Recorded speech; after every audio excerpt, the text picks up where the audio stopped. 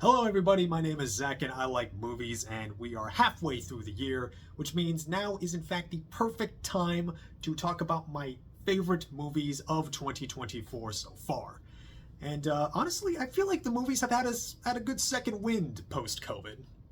What with the success of Barbenheimer last year, I feel like going to the movies feels the people feel a little more vitalized. Not just in like the success of some multiple blockbusters, but also like with some smaller movies have been getting a lot of love, getting some numbers, and a hell of a lot of audience reception to it. Honestly, yeah, I feel like the movies kind of have have a chance again. And I want to talk about my 10-ish favorite movies that I've seen though so far this year. I've not seen everything, sadly. Sometimes, time and money and that's the biggest thing that gets in the way. Also, a lot of the hype for movies that I've been seeing from other favorites so far lists have been out of the like festival circuit. And like when you're talking about like the stuff that comes out of Cannes, be it Anora from Sean Baker's latest movie or Coppola's Megalopolis, we don't people like me don't get that for another 6 months. But still very excited. And the movies have been really good. And these are some of my favorites. I will link to my reviews of them in the description.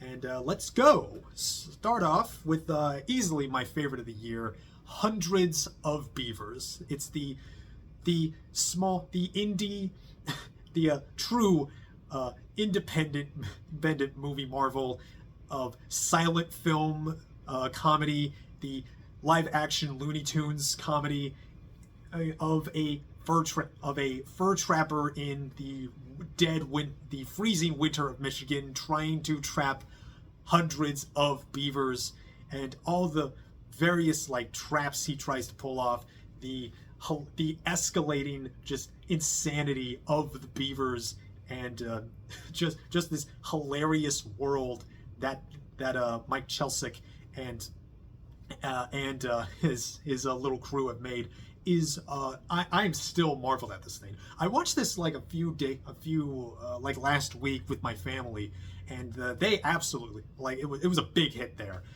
Yeah, every like complete gutbusters. Just so and even looking at the behind the scenes making footage that I've seen, I'm just marveled at this movie. If every movie feels like a miracle, this movie feels like a miracle of miracles. And you have to absolutely make you find your way to see this. You absolutely owe it to yourself. If you love comedy, if you love just inventive filmmaking, if you love just really unapologetically silly movies, then Hundreds of Beavers is absolutely for you. Also for you is the biggest movie of the year.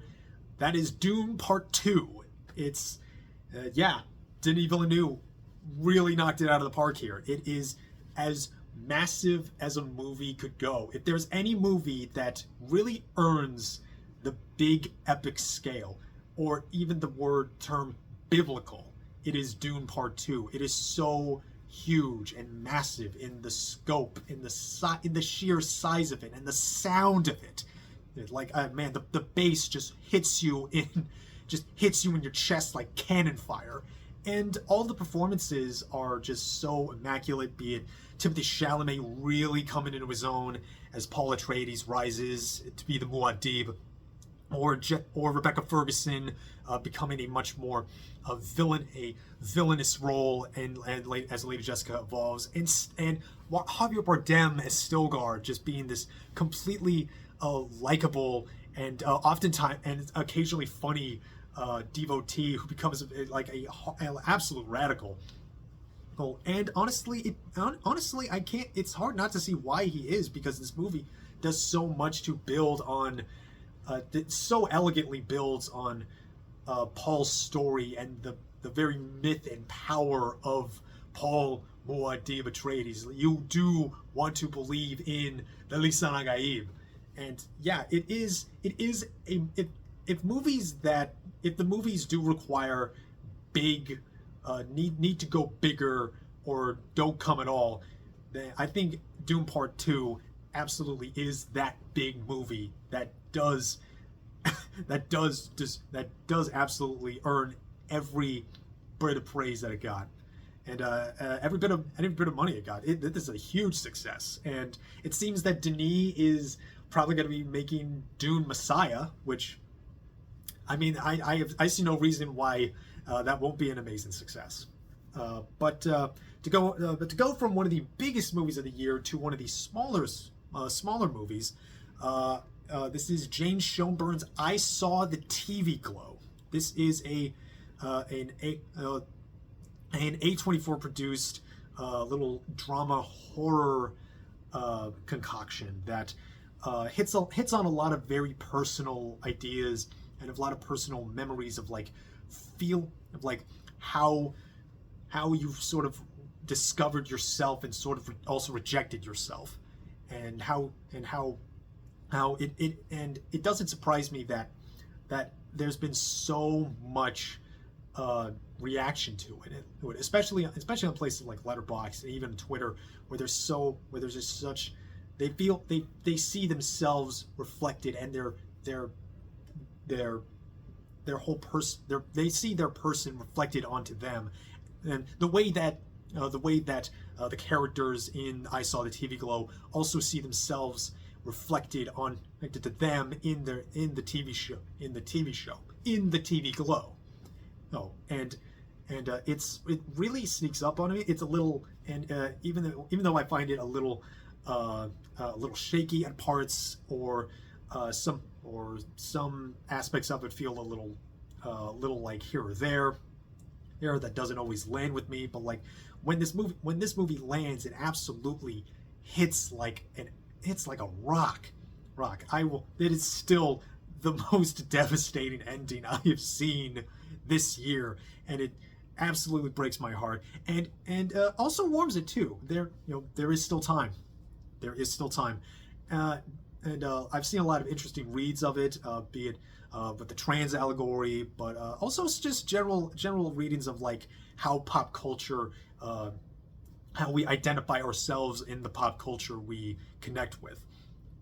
And yeah, definitely try to seek this out if you can. And also, you should seek out Evil Does Not Exist. This is the latest from Ryusuke Hamaguchi of Drive My Car fame, with a much different and much smaller, but nevertheless very powerful and enigmatic little thriller of a town sort of debating whether or not to include this sort of allegedly eco-friendly camping site that would like do damage to the harmony of their village and the people they live in, and the town and the nature that they've become so accustomed with. This is the movie that I have been thinking about for so long since I first saw it, and it's so captivating in the stillness and the rhythms of it, and when those rhythms get shattered, it just feels so it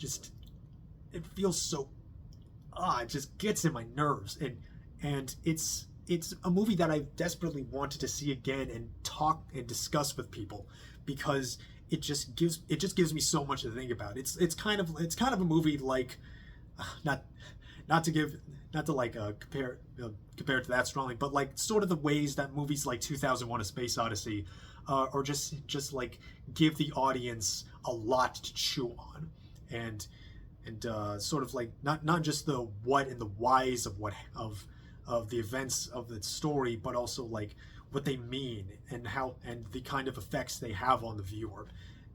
I love this movie. I think it's probably my favorite Hamaguchi so far, and it's great. Moving to give a documentary recommendation, I have to shout out the latest from Lance Oppenheim, Sperm World, a hilarious and weird and still very touching and beautifully filmed documentary about sperm donors and their recipients, and you see you have such great characters, very weird characters, some very tender characters. It's a very human movie, and it's a very touching, and it's a very touching, occasionally very touching story about, you know, people wanting to start families and the people who want to, be a part of those families and be happy to provide uh, services for those families. And it is sort of like now somewhat politically prescient, what with like the courts decide, or it's very being picky choosy about IVF, which I feel like this movie could like give at least a very human element to a very politically fraught subject. And I think Sperm World, it's on Hulu. It's on Hulu right now, and I really highly recommend this. It's one of the best filmed documentaries I've seen in the last few years.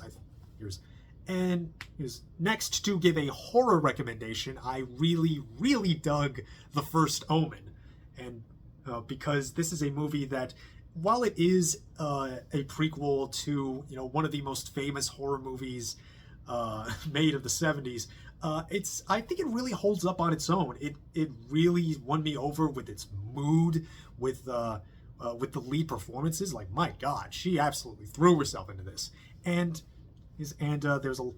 I think when it does occasionally hit on some prequel-y bits, like a little too obvious callbacks, or the whole like final 2 minutes feels very unnecessary. I still think this really earned itself in like its atmosphere, and really proved its moxie with all the like the classic horror movie callbacks that it evokes, and I feel really earned. It honestly really surprised me, and I think it also really knew how to let a moment play, and in the discomfort and the horror of it, and also really landed a needle drop that honestly gives me chills just thinking about it. This movie doesn't super hit it out of the park 9 times out of 10, but when it does land, it absolutely is a real winner, I think. And next up, another indie movie. This is The Last Stop in Yuma County. This is a bottle thriller of a hostage situation where multiple characters come in one by one to a diner in the titular Last Stop in Yuma County. This diner gas station combo, about where bank robbers are holding them hostage while they like wait for a gas truck that might never arrive. And it really, this is a movie that really understands what kind of movie it is, the kind of genre trappings it is, the kind of characters you find in this genre, and it just plays with it and really leans into it. It has some twists, and it's just such a confidently made movie that I just can't help but recommend it. Very impressed by it. Also, anything by Jim Cummings, I think probably feels like a good luck charm to me. And from going from small to big, we go to Furiosa, a Mad Max saga. This is the latest from George Miller, the mad mastermind of the Mad Max movies. And man, what an absolutely different beast this is. A true mythological movie that leans into a very fairy tale like sensibilities in the storytelling, and Miller leans into that by making the visuals by like really pushing the boundaries of digital filmmaking with the color grading and the VFX to like really like bolster and heighten the visual language of this story that is completely motivated.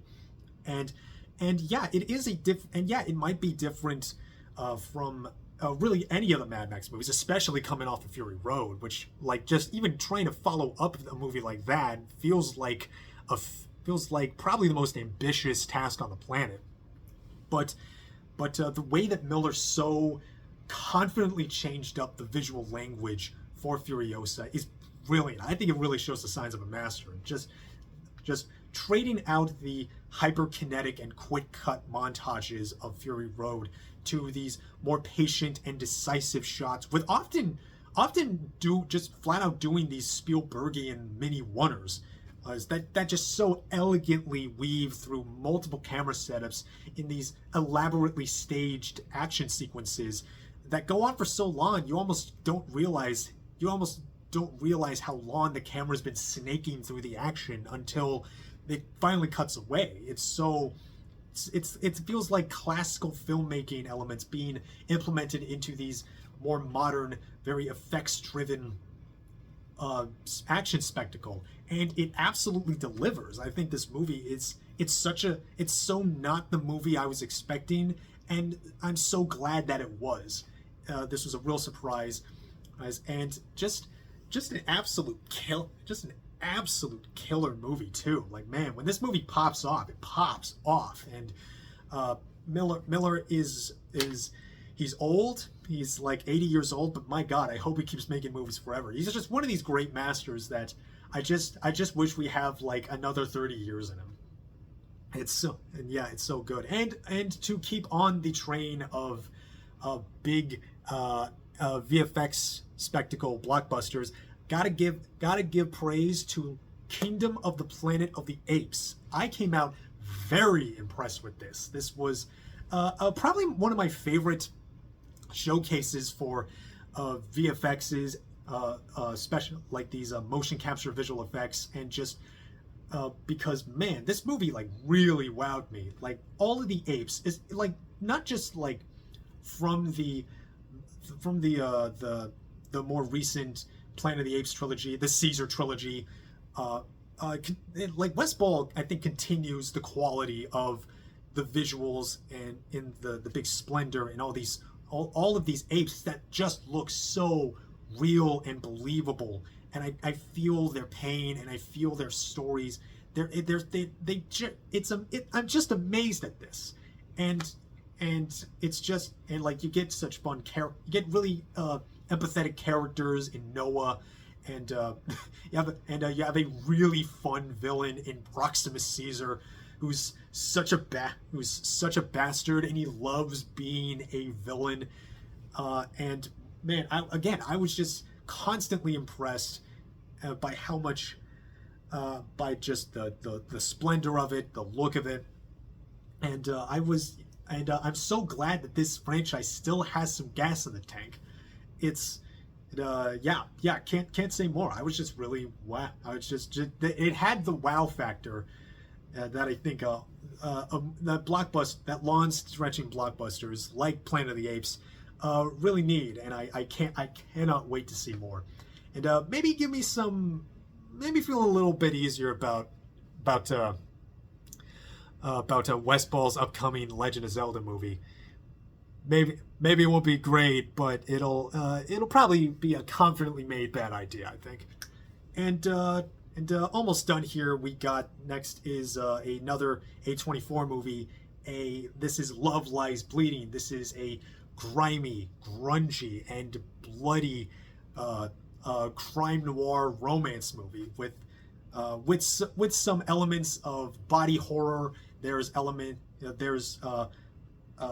obviously, like, just openly queer romance between Kristen Stewart, who is just on a streak lately, and a real star-making performance from Katie O'Brien. She's big, she's confident, she's gorgeous, and Rose Glass really knows how to, like, amp the tension in the soundscape and the visual palette and the gore. And this is a real like grungy. It's a movie you feel in your bones, and you squid and you're really like falling. You're still kind of falling in love with it, even if you're kind of squicking. You're kind of like, ugh, gross, because, man, this movie has some real muscle to it, and absolute runaway success, I think. And to end this video off on another runaway success, that it is Challengers.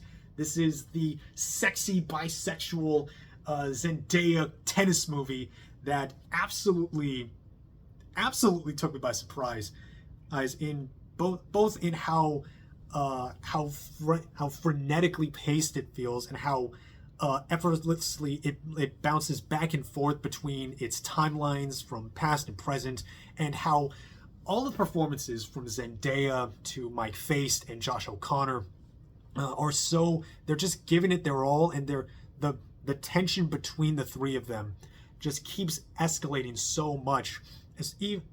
And man, they're all so good. It's sexy, it's scintillating, it's action packed. The tennis playing in this movie is second to none.